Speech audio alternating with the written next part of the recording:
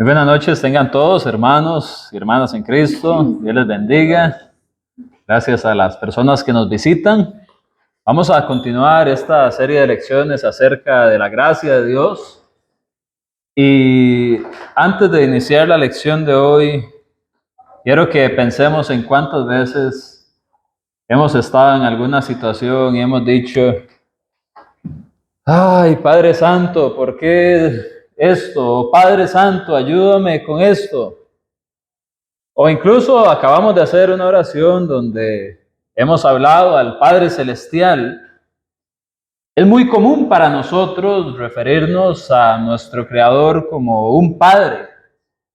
Nos hemos acostumbrado a eso. Se nos ha hecho tan común que olvidamos quizás lo que ello implica y llegamos a tener también una separación cultural completamente marcada con respecto a la forma en que los judíos antiguamente se referían a Dios.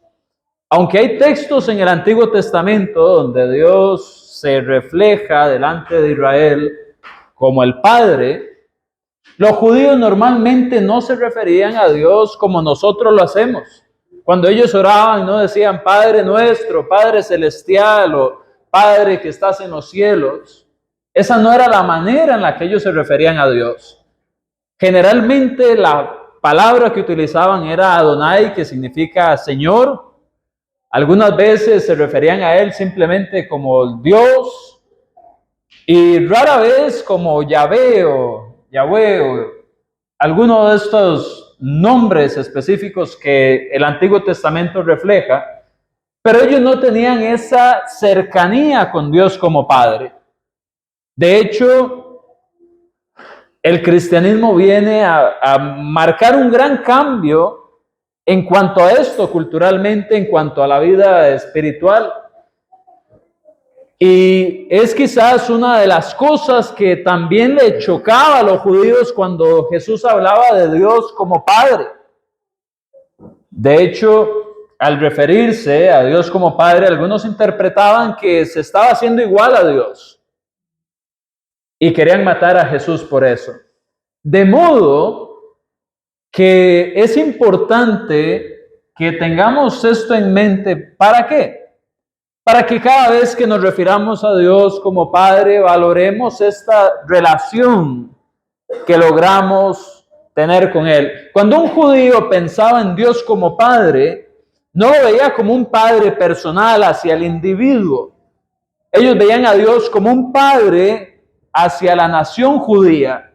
Dios era el Padre de Israel como nación, pero los judíos no iban a llegar a referirse a Él como Padre en la forma en que nosotros lo hacemos, de una forma personalizada, de una relación directa entre el Creador y el individuo, entre el cristiano y el Ser Supremo que creó todas las cosas. Así que hoy vamos a hablar acerca de que hemos sido, por gracia, por supuesto, que es el tema general de las lecciones, que hemos sido adoptados y engendrados como hijos de Dios. Para esto vamos a ir a través de varios textos. Algunos los hemos estudiado recientemente en las series de sermones. Algunos quizás llevamos algún tiempo sin estudiarlo, pero vamos a ver que todos ellos reflejan algo con respecto a esta relación cercana que hemos obtenido de Dios y de la cual ahora podemos disfrutar en nuestro crecimiento espiritual, en nuestra relación con Él, y que es algo que cuando nosotros lo entendemos y nos lo creemos, al mostrárselo a las personas que evangelizamos, ellos van a entender que ser cristiano no es solamente ser parte de un grupo de creyentes, sino parte de una familia espiritual en la cual, como hijos de Dios, tenemos ese Padre en el cual podemos confiar todo el tiempo. El primer texto que vamos a estudiar en esta noche se encuentra en Juan capítulo 1, versículo 12. Juan capítulo 1, versículo 12 es muy particular porque viene hablando acerca del verbo. Y después de que Juan empieza a desarrollar esa idea también, antes de revelar la encarnación del verbo, que sabemos que es Jesús, habla acerca de la relación directa que hay entre creer en el verbo y ser un hijo de Dios. Somos hijos de Dios una vez que creemos en el verbo encarnado, Jesucristo. El verbo, expresado en el versículo 1, explicado en el versículo 14 como aquel que se encarnó y mostró la gloria del unigénito, es un enlace, es una razón importante que nos viene a relacionar con Dios, no solo como su creación, no solo como sus adoradores, sino también como sus hijos. Y eso cambia entonces el panorama total de la relación del cristiano con Dios, porque deja de ser un producto del Creador y se convierte en un miembro de esa familia espiritual. Veamos lo que dice. Después del versículo 11, que dice, a lo suyo vino el verbo, Jesús, y los suyos, refiriéndose al pueblo judío, no le recibieron. Hace entonces en el versículo 12 un énfasis, una comparación, un contraste, y dice así: mas a todos los que le recibieron, así que vamos a ver qué es recibir realmente a Jesús, dice, a los que creen en su nombre, es decir, tener convicción, estar seguro, tener esa fe inmovible con respecto a lo que Él hizo y la autoridad que Él tiene, y se les dio potestad de ser hechos hijos de Dios. Entonces vemos que esta relación con Dios tiene que ver precisamente con el creer en Jesucristo. Ve ahora el versículo 13. Los cuales no son engendrados de sangre, ni de voluntad de carne, ni de voluntad de varón, sino de Dios. Aquí hay varias cosas importantes. Cuando aquí dice en el versículo 12 que les dio potestad, autoridad de ser hechos hijos de Dios, claramente esta autoridad no se desprende del que cree, del creyente en el verbo. Esta autoridad se desprende de que mediante el mismo evangelio de Jesucristo, quienes practican lo que Jesús enseñó para ser un hijo de Dios, se convierten entonces en hijos. Así que la autoridad no es del creyente, sino de Cristo mismo. Y al creer en el nombre de Él, su autoridad, tenemos entonces esa posibilidad, aquí dice, de ser hechos. Sin embargo, cuando analizamos la palabra de donde esto surge, que es la palabra ginomai, esto es la misma palabra utilizada en Gálatas capítulo 4, versículo 4, cuando se nos dice, cuando vino el cumplimiento del tiempo, Dios envía a su Hijo, nacido de mujer y nacido bajo la ley. Y luego explica que era para la redención de aquellos, ¿verdad?, que seguían pues este plan de Dios. En el versículo 5. Cuando dice nacido de mujer y nacido bajo la ley, se utiliza la misma palabra que aquí dice en Juan 1:12, ser hechos hijos de Dios. En otras palabras, nacido y ser hecho son dos traducciones del verbo ginomai. En otras palabras, nos dio la autoridad de ser nacidos, no solo ser hechos.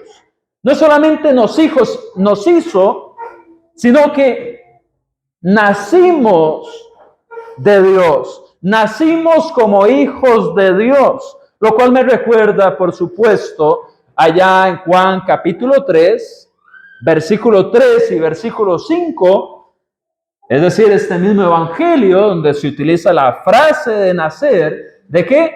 Nacer de nuevo, nacer de lo alto, nacer del agua y del espíritu, ginomai, ser nacido de Dios. Entonces nosotros nacemos de Dios.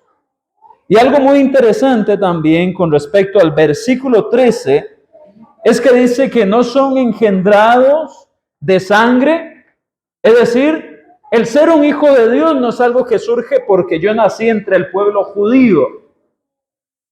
No es una cuestión de linaje, porque yo soy hijo de tal persona, eso no me convierte en un hijo de Dios, aunque esa persona sí sea hija de Dios.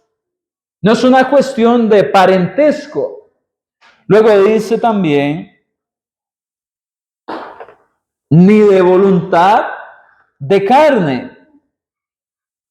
En otras palabras, por más que un papá quiera declarar a su descendencia como hijo de Dios, o aunque un presidente quiera venir y decir usted es un hijo de Dios, o un líder religioso, aunque esa persona quiera marcar a alguien como hijo de Dios, esa voluntad de carne, esa voluntad humana, no viene a cambiar nada.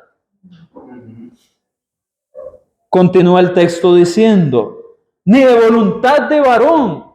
Es decir, en aquel tiempo el mismo César, el emperador prácticamente del mundo conocido, con un reino que abarcaba desde Europa, Medio Oriente y África, algo que nunca se había alcanzado antes.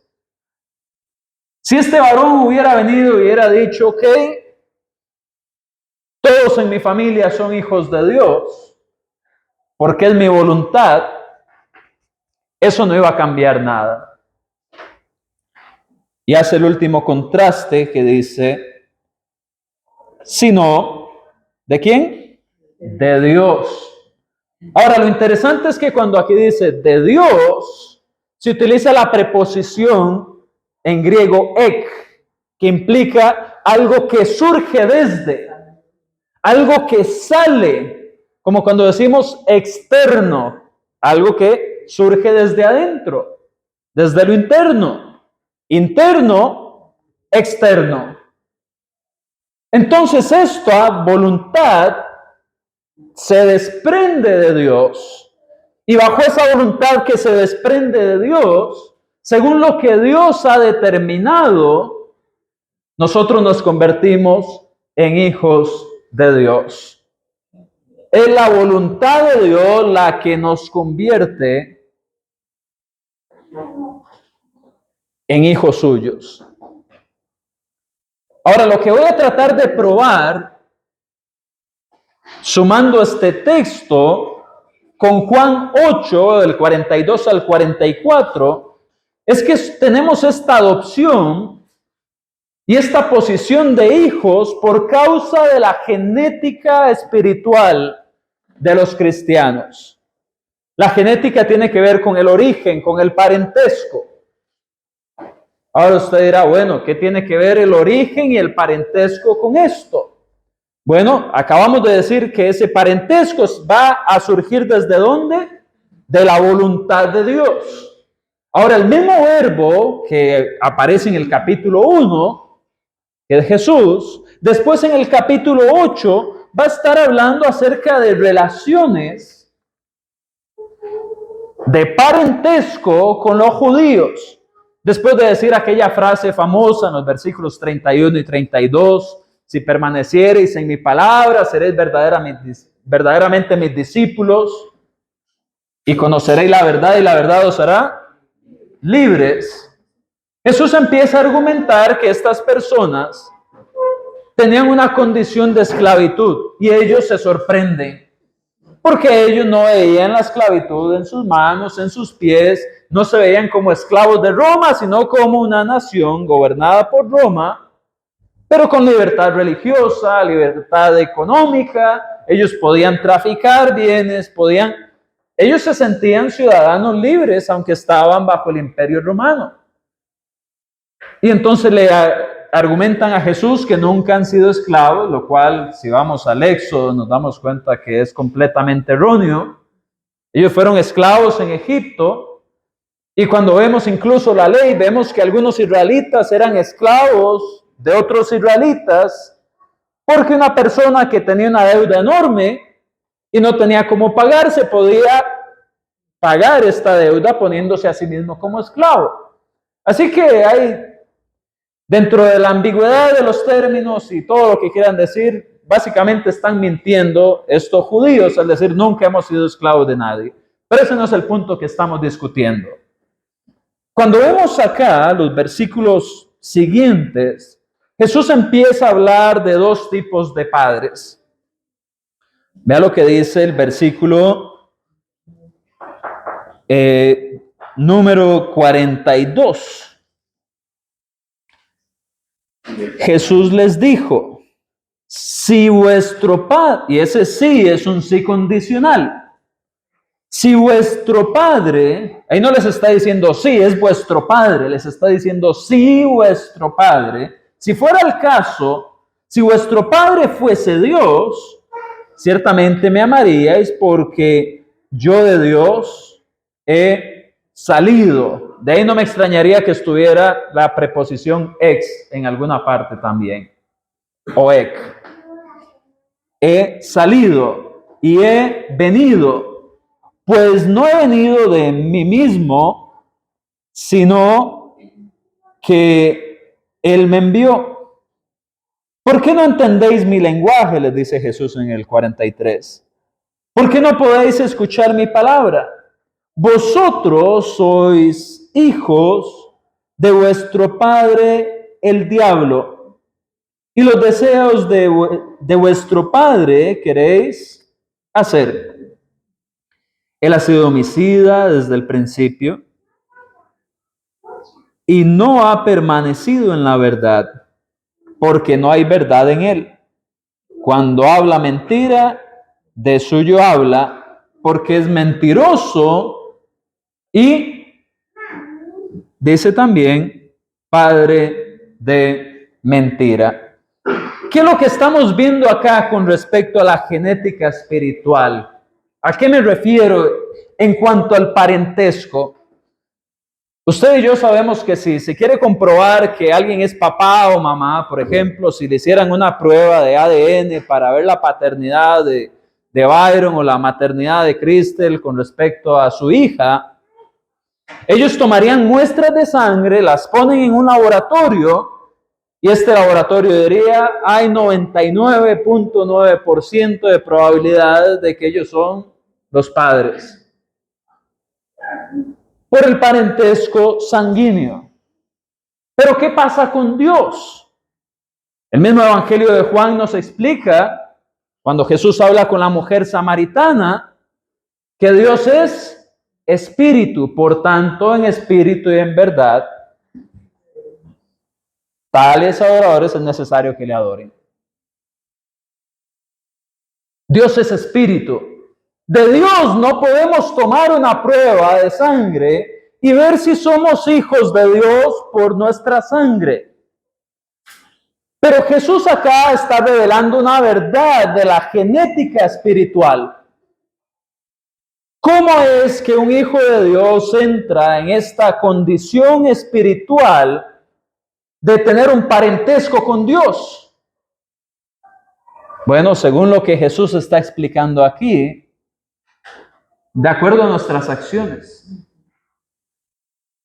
Cuando nosotros actuamos, estamos mostrando nuestra genética espiritual, nuestro parentesco con Dios. Por ejemplo, en la epístola a Pedro, Dios viene y dice, sed santos como yo soy santo, sean apartados como yo soy apartado, en otras palabras, del pecado.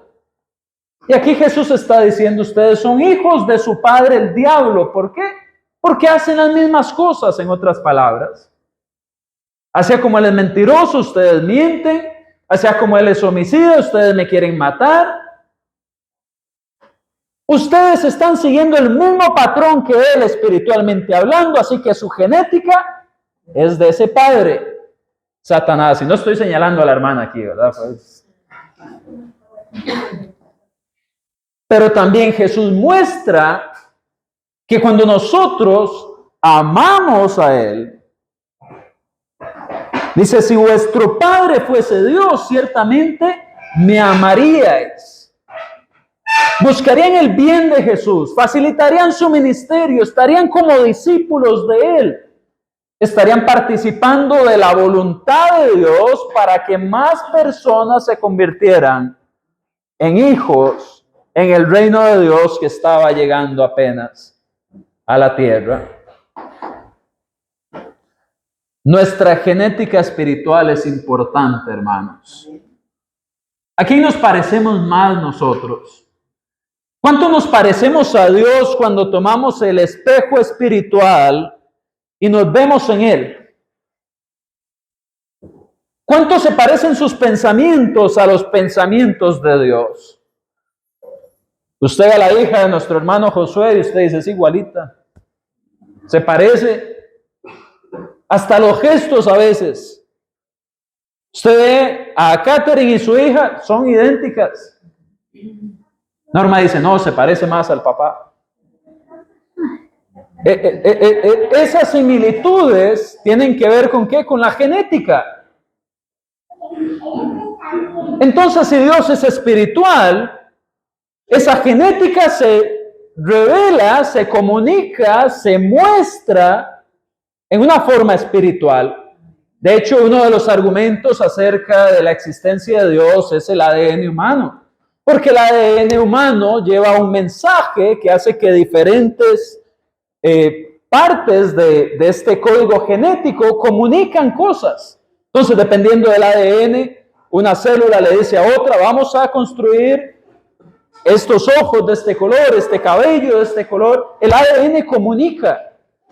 Espiritualmente hablando, nuestro parentesco con Dios es igual a algo que comunica. La pregunta es, ¿qué está comunicando nuestro espíritu? Dios es espíritu. Nosotros también somos espíritu incorporado en un cuerpo de carne y hueso. Pero también nuestro espíritu termina comunicando nuestro parentesco con alguno de los dos padres aquí mencionados. Y así como Dios comunica, nuestro espíritu también comunica y lo hace a través de este cuerpo, pero las personas de alrededor terminan sabiendo si somos o no somos hijos de Dios. Porque nuestro espíritu sigue la genética de Dios si somos verdaderos hijos de Dios. Y nuestro espíritu va a comunicar la genética de Satanás, el diablo, del enemigo, del homicida, el mentiroso, si nos comportamos como él. Porque, repito, al final nuestras acciones, nuestros pensamientos, nuestro hablar, es el reflejo de lo que nuestro espíritu decide. Y al final este cuerpo es simplemente un instrumento utilizado por ese espíritu, esa alma.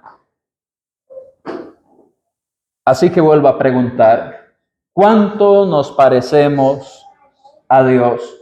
¿Y cómo podríamos hacer para parecernos cada vez más a Dios? Bueno, hace poco vi un video donde decían, bueno, sabemos que hizo Jesús después de los 30 años en su ministerio, pero ¿qué hacía a los 20 años? ¿Qué hacía a los 28 años? Y al final el argumento, yo pensé que iba a decir algo más grandioso. Dice, bueno, seguramente se dedicó solo a ser un carpintero humilde. Bueno, yo realmente creo que eso fue completamente más que eso.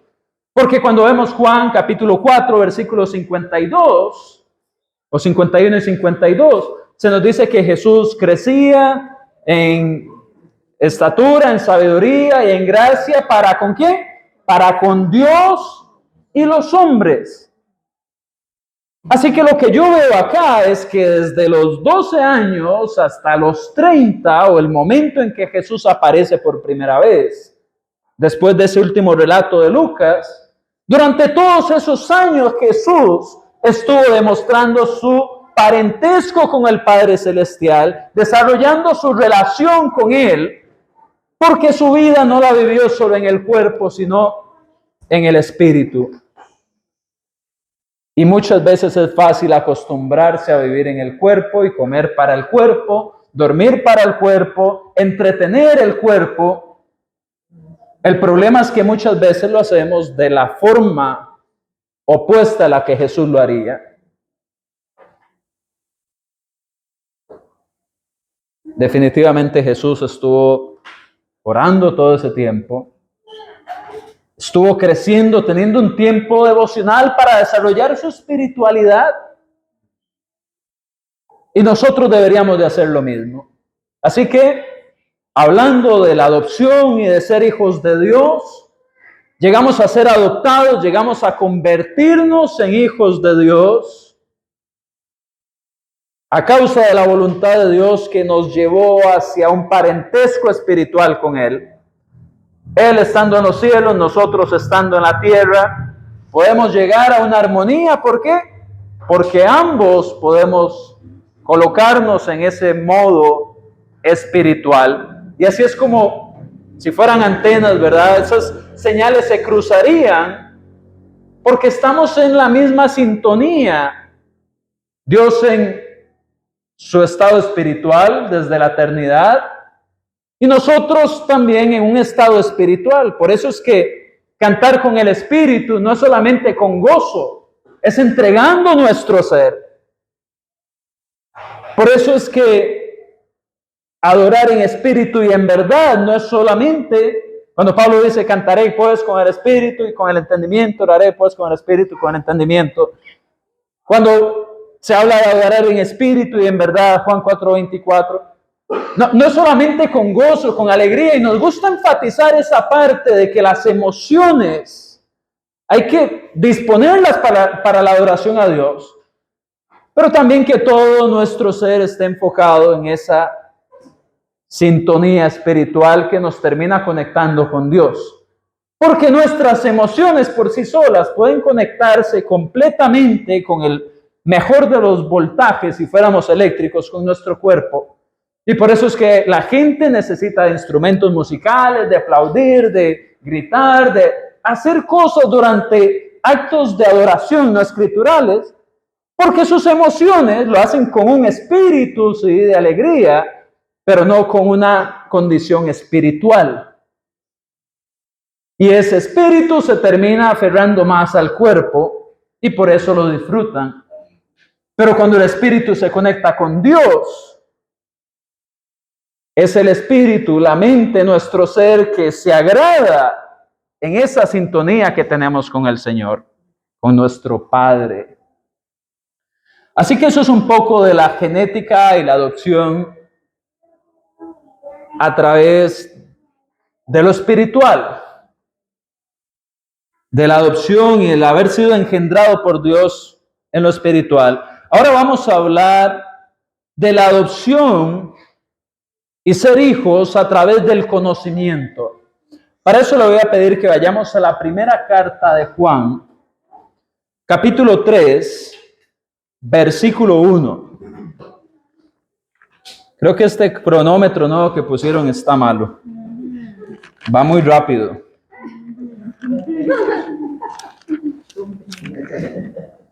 ¿Cuál es la cita? Primera de Juan, capítulo 3, versículo 1. Dice así: mirad, es decir, está haciendo un llamado a la atención. Mirad cuál amor nos ha dado el Padre para que seamos llamados ¿cómo? Hijos de Dios. Por esto el mundo no nos conoce, porque no le conoció a Él. ¿Por qué nosotros sí podemos ser hijos de Dios y por qué el mundo no nos conoce? Bueno, aquí hay algo muy interesante. conocer muchas veces lo llegamos a encerrar bajo la idea de saber algo. Por ejemplo, algunos pueden decir, sí, yo conozco de Dios. Y a eso se refieren, sé que hay un Dios. Es un conocimiento general. Sin embargo, el verbo utilizado acá puede ir todavía más profundo y referirse también a no solo a conocer en el sentido de saber algo, sino a entender y reconocer. De modo que al entender a Dios, al conocer a Dios, es como yo puedo ser un hijo de Dios. Y al conocer a Dios es la forma en la cual yo puedo ver, mirar, contemplar el amor de Dios para conmigo.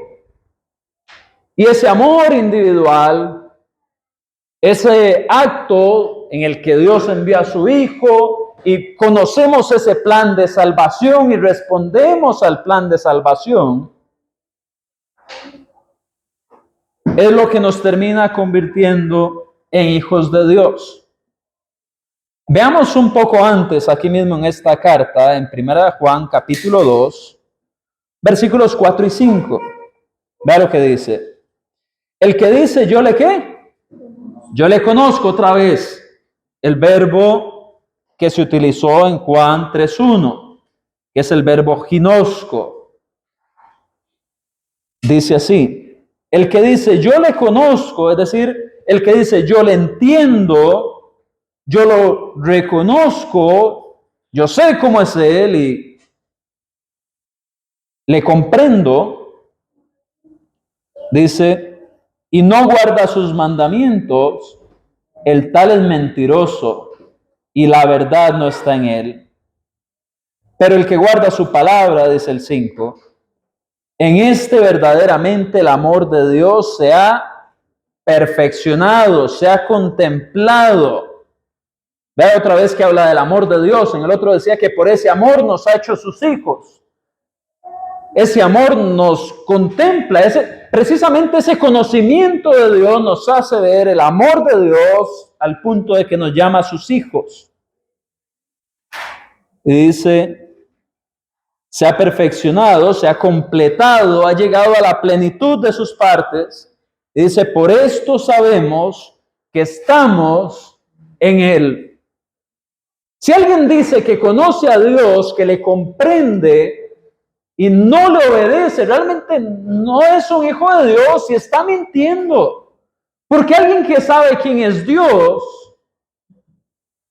conoce tanto el amor que ha tenido para llamarle su hijo, como también conoce la ira de ese Dios que va a venir sobre aquellos que no le obedecen. Y si usted conoce esa ira y no le obedece, y si tuviéramos un discernimiento, si le conociéramos y supiéramos lo que Él es capaz de hacer para bien cuando estamos con Él, y también de todo lo que Él no va a poder hacer por nosotros cuando estemos separados de Él por la eternidad si desobedecemos, seríamos los más patéticos en el mundo si desaprovechamos esa gracia. Porque todo lo que Él puede hacer por nosotros siendo sus hijos es lo mejor que pueda existir. Y no hay nada en esta tierra que se pueda comparar con eso. Así que sería lo más tonto, lo más necio, si nosotros no respondiéramos al amor de Dios con obediencia. Y por eso Juan dice, es mentiroso. Así que comprender a Dios es parte de ser su hijo.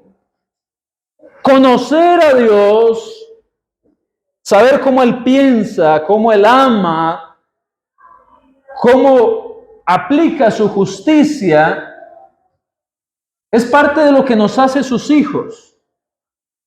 La pregunta es, ¿cómo puedo yo conocer más de Dios? Porque si conocer a Dios es lo que me relaciona con ser su hijo, y lo que me va a hacer entender el amor que Él tuvo para mí. ¿Cómo puedo yo conocer más de Dios? Bueno, necesitamos estimularnos más al amor y las buenas obras. ¿Cómo? Congregándonos. Hebreos 10, 24, 25, porque cuando el pueblo de Dios se reúne, ahí podemos experimentar el amor de Dios. Y también, por supuesto, tenemos que conocer su palabra. Todo esto surge de la mente de Dios.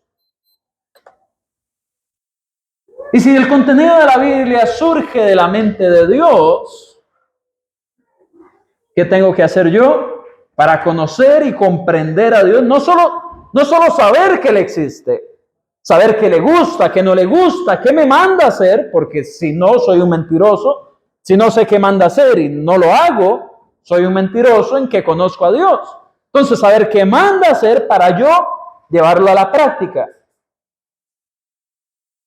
Tengo que reflexionar en la Biblia. Estamos en un tiempo donde la gente es muy perezosa, hermanos y hermanas, con respecto a ir a la Biblia. Le aseguro que si la palabra de Dios se hubiera conservado únicamente en los idiomas en que la Biblia se escribió, pocas personas harían el esfuerzo de conocer ese mensaje, esos idiomas, para saber el mensaje de Dios. La gente diría, ¿qué? Estudiar hebreo, estudiar griego, saber más idiomas, eso es mucho trabajo. Pero si fuera la única manera de conocer el mensaje de Dios, ¿lo haría usted? Si de eso dependiera su salvación, si de eso dependiera saber qué quiere decirle Dios, ¿estaría usted hacer ese esfuerzo para conocer a Dios y poder seguir sus mandamientos y ser un hijo de Él? ¿O sería de esos que dicen, no, es demasiado trabajo, otro idioma para mí? Tengo una buena noticia. Muy buena noticia. Usted no necesita hacer eso. Dios en su providencia ha dejado los medios para que usted en su idioma natal pueda leer su palabra y pueda conocer de Él y pueda acercarse a Él y convertirse en un hijo de Dios. No solamente en su Creador, su Señor, sino su Padre. Padre e Hijo. ¿Y qué es lo único que tiene que hacer? Ir en su idioma y leer la palabra de Dios. No tiene que pasar años estudiando diferentes tiempos verbales, diferentes símbolos que no se parecen en nada al español.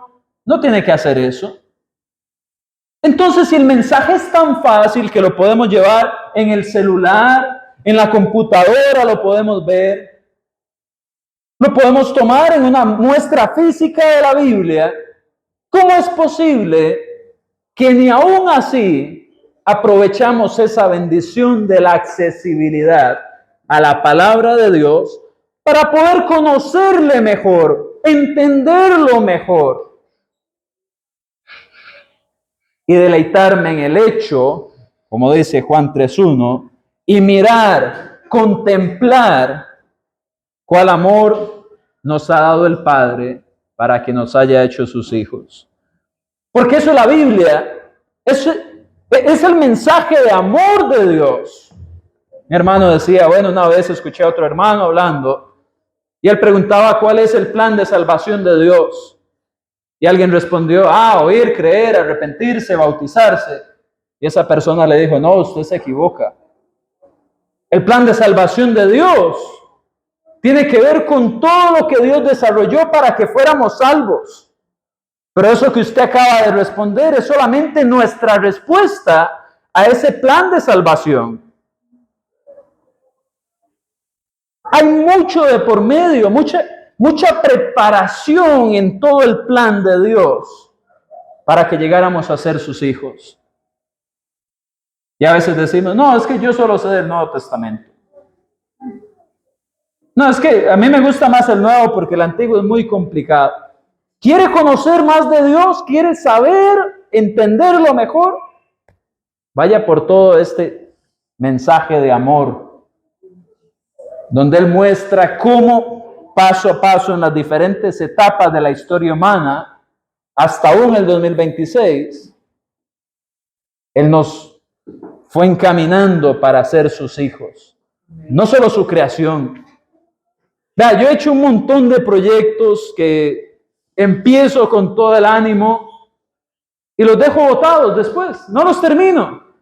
Y aun cuando los termino, ya se acaba la obsesión con ese proyecto o eso que estuviera armando, lo que sea, y termina en una gaveta o en la cajuela del carro o hasta en algún lado lo dejé botado. Dios no fue así con nosotros. Dios nos creó y se encargó de dirigirnos hacia ser sus hijos. Él realmente le interesamos. Él quería establecer esta cercanía. No fuimos un proyecto más de Dios. No fuimos el plan B, exactamente. Desde el principio Él nos creó, sabía, porque Él todo lo sabe, que íbamos a fallar.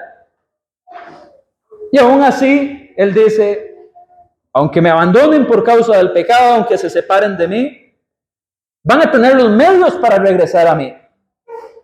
Y esto se cumple en Cristo. Así que ser hijos de Dios es algo muy, muy grande. Seguimos. Entonces, participamos de la adopción y del ser hijos de Dios. Ahorita vamos a hablar más de la adopción. Yo sé que hasta ahora parece que nada más somos hijos de Dios, pero hay una adopción de por medio. De hecho, Pablo creo que es el único que utiliza ese término, refiriéndose a los cristianos. E incluso luego lo usa en un sentido futuro, refiriéndose al momento en que vamos a ser glorificados. Pero ya casi llegamos ahí. Ya hablamos de la adopción por causa de la genética espiritual, nuestro parentesco con Él. Acabamos de hablar de la adopción y el ser hijos de Él a causa del conocimiento, que no solo conocer si hay un Dios, sino tener un entendimiento de Dios, su justicia, su ética, su moral, su plan para llevarnos a ser sus hijos, su amor en todo ese proceso. Vamos ahora a hablar acerca de la adopción, y ojalá nos dé el tiempo, a través del estímulo que recibimos de Dios.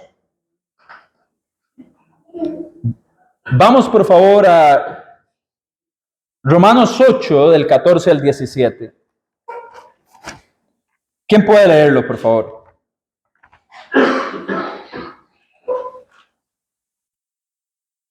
Romanos, perdón. 8, del 14 al 17. Si hay algo que usted tiene que llevarse al terminar esta clase y salir por acá, llévese, por favor, en su mente esa satisfacción, esa motivación, esa emoción que debiera de provocar el hecho de esta cercanía que podemos tener con Dios. Pese a que tantas veces le hemos ofendido a causa de nuestros pecados. Lo leo. Por favor. Porque todos los que son guiados por el Espíritu de Dios, estos son hijos de Dios. Pues no habéis recibido el espíritu de esclavitud para estar otra vez en temor, sino que habéis recibido el espíritu de adopción, por el cual clamamos, Abba Padre. El Espíritu mismo da testimonio a nuestro espíritu de que somos hijos de Dios.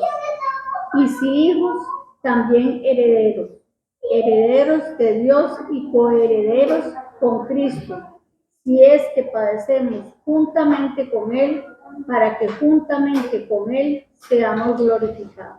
Wow, qué montón tenemos aquí. Qué montón tenemos aquí. Cuando vemos el versículo 14, se nos muestra quiénes son los hijos de Dios. ¿Quiénes son los hijos de Dios? Los que son guiados. Allá dicen guiados, aquí están de acuerdo, ¿sí? Los que son guiados, es decir, Por el Espíritu de Dios, claro, el Espíritu Santo.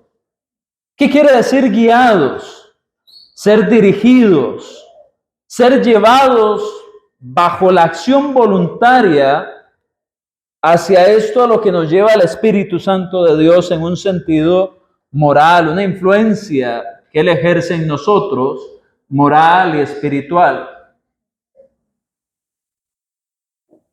¿En qué sentido nos influencia el Espíritu Santo? Bueno, dígame usted quién fue el que dejó este mensaje de Dios para nosotros. ¿Quién fue el que inspiró a Pablo? ¿Quién fue el que inspiró a Juan? ¿Quién fue el que inspiró al autor de los Hebreos? ¿Quién era el autor de los Hebreos? No empecemos ese debate. Pero el Espíritu Santo es el autor original de aquello que el escritor humano llevó a cabo. Entonces el Espíritu Santo nos dirige, nos influencia en un sentido moral o espiritual, pero cuando una persona guía, si yo le dijera tómense todos de la mano y vamos aquí como el trencito, ¿verdad? En el kinder, yo me convierto en un guía de alguien solamente si esa persona me sigue hacia donde yo le lleve. De modo que para yo ser hijo de Dios, tengo que ¿qué? Ir a donde sea que el Espíritu Santo me lleva en la guía de su palabra. Porque al final su palabra es producto igual de esa genética espiritual de Dios. Eso surge de los pensamientos, de lo profundo de Dios. Tal como dice Pablo a Timoteo, toda escritura es inspirada por Dios, surge desde el fondo de Dios y sale de su boca para llevarnos a toda buena obra, el versículo 17 de 2 de Timoteo 3:17. Luego podemos ver además que podemos pensar también en cuánto tiempo invertimos en ser guiados por el Espíritu. ¿Qué tanto somos guiados por el Espíritu? ¿Y cuántas veces soy yo mi propio guía? Voy a tomar una decisión, la tomo basada en mis emociones, en mi guía personal de Andrés para Andrés, o trato de ir a donde me lleva el Espíritu Santo de acuerdo al mensaje que Él me ha dejado. Es decir, cuando aquí se nos dice que el Espíritu Santo nos guía, convierte al creyente más allá de solamente un conocedor, de alguien que sabe, a alguien que lleva la práctica. Porque muchos se han encargado de decir, es que el Espíritu Santo mora en nosotros solos a través de la palabra, y algunos pueden llegar al razonamiento de, porque hay gente que tiene tanto conocimiento de la palabra de Dios, y la palabra está morando en ellos, pero no están en la iglesia verdadera. Y se saben los textos de memoria, muchos más que yo. Bueno, porque no solamente es tener el conocimiento de la palabra, es ser guiado por el Espíritu. Y yo puedo saber que un rótulo dice, no entrar aquí, solo personal autorizado. Y yo puedo decir, vamos a ver qué hay ahí. Y abro la puerta y entro y me voy hasta el fondo. No me dejé guiar por ese rótulo. Yo puedo tener aquí los versículos memorizados, pero eso no quiere decir que el Espíritu Santo me esté guiando. Cuando el Espíritu Santo nos guía, el Espíritu Santo mora en nosotros. Cuando no seguimos su guía, somos desobedientes, descarriados de Dios, así hayamos sido bautizados. Por eso es tan importante ser de los que el Espíritu Santo guía y son guiados por Él. El hecho de que Él guía no quiere decir que yo estoy siendo guiado por Él, a menos que yo me ponga a seguir su guía. Y luego dice,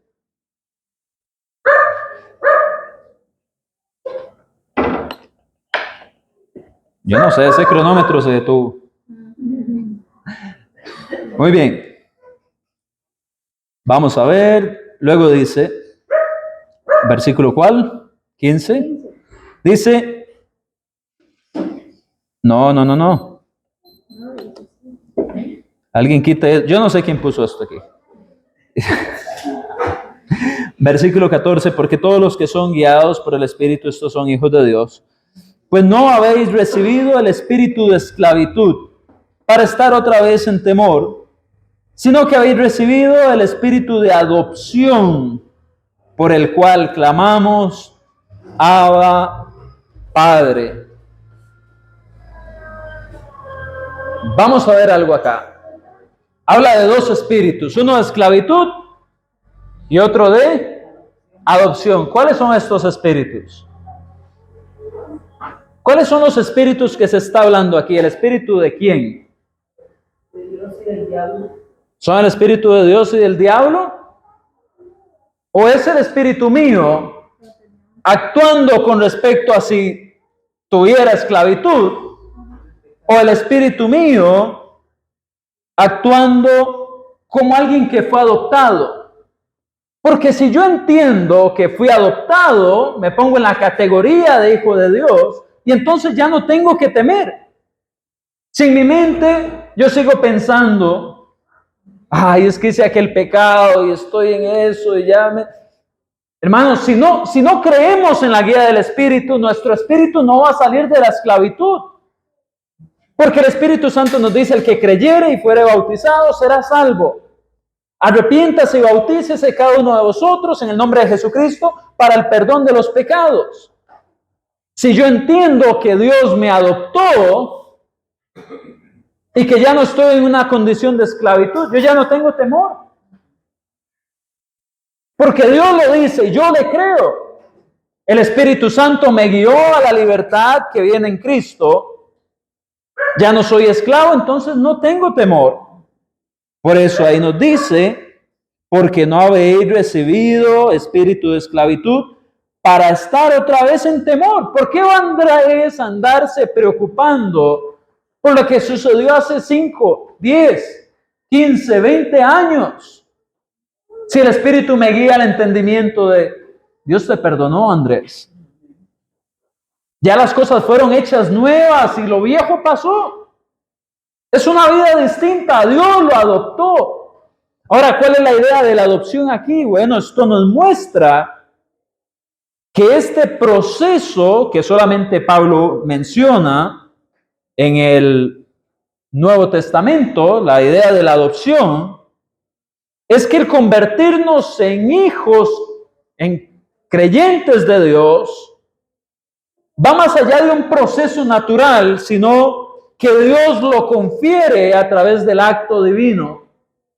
Fue una decisión de Dios tomarnos para ser parte de su familia, aunque nuestra genética inicialmente no era idéntica a la de Él, porque el pecado la destruyó. Y por eso es que tenemos que volver a nacer de arriba, de nuevo, en agua, en espíritu. A través de la acción del Espíritu Santo somos renovados.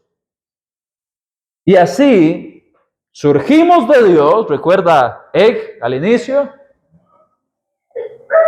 y ya no tenemos que andar en temor. Es decir, usted puede salir aliviado de aquí,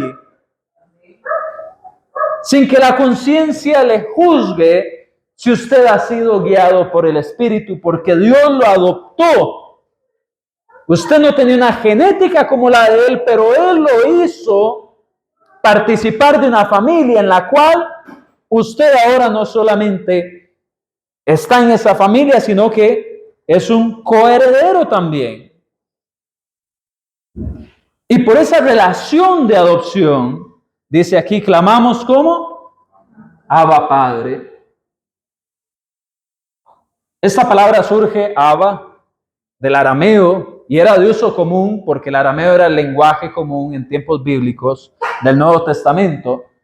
Y la idea es un clamor a Dios, como un niño pequeño se referiría a su padre. Ahora, esto no quiere decir que nos vamos a acercar a Dios de una manera irrespetuosa o minimizarlo diciéndole papito. Es más bien como cuando en vez de un hijo llamar a su papá padre, le dice, papá, ayúdame, papá, ocupo algo, papá. Y lo hace con esa ternura, con esa confianza, con esa relación de dependencia. Esa es la idea detrás de Abba, Padre.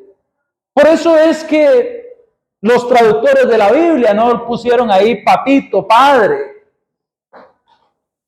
Porque la idea no va en hacer a Dios pequeño, sino en esa dependencia, esa cercanía como la que un niño tiene con su padre. Y como es más un concepto emocional que de tamaño, nosotros podemos conectarnos a Dios así como un niño que confía en su padre lo puede hacer plenamente. Esto muestra la nueva relación que asumimos con Dios y que además lo podemos vivir a través ¿de quién? De Jesucristo, tal como dice acá. Y de hecho se nos habla acerca de ¿qué? Acerca de recibir su herencia, herederos con Cristo, pero nótese que el ser glorificados, es decir, el ser transformados hacia como Él es. Él ya no está en un cuerpo físico de carne y hueso, sino que vamos a ser glorificados en cuerpos celestiales. Nótese que esa glorificación y que esa herencia se recibe ¿cómo? Ahí hay un condicional. ¿Sí que? Si es que padecemos juntamente con Él. Si es que padecemos juntamente con Él. ¿Está usted dispuesto a padecer con Cristo? ¿Hasta dónde? ¿Hasta dónde va usted a luchar por esa herencia? ¿Hasta dónde es lo suficientemente fuerte su deseo y su relación con Dios para quererle seguir llamando Abba Padre? Tener esa cercanía, aún así el sufrimiento sea algo que se cruce de por medio. Ese condicional no es que si es que sufrimos, es que eso lo vamos a recibir si estamos dispuestos a pasar por ese sufrimiento. Y si lo pasamos, hermanos, vamos a recibir la herencia. Y usted sabe que una herencia se da de un padre a un hijo. Es un bien que se confiere y lo vamos a recibir como Jesús lo recibe. Y vamos a ser glorificados como Él ha sido glorificado. ¿Por qué? Porque estamos en Cristo, en la fe, que como dice Gálatas 3, del 26 al 29, a través de la fe que tenemos, hemos sido revestidos de Cristo y por tanto somos uno en Cristo, y estando en Cristo, nosotros somos descendencia de Abraham a través de la fe, lo cual nos conecta al plan de Dios para nuestra salvación. ¿Hasta dónde estamos dispuestos, hermanos, a sufrir por Cristo y a estar revestidos de Cristo? Así eso nos lleve a dificultades. Bueno, le digo, no sé cuál sea la dificultad siguiente cuando salgamos por esta puerta, pero mantener ese estatus de hijo con Dios es algo que los judíos en tiempos antiguos no pudieron comprender, experimentar. Y ahora que nosotros lo comprendemos, más allá de solo saberlo, deberíamos de valorarlo, vivirlo y apreciarlo.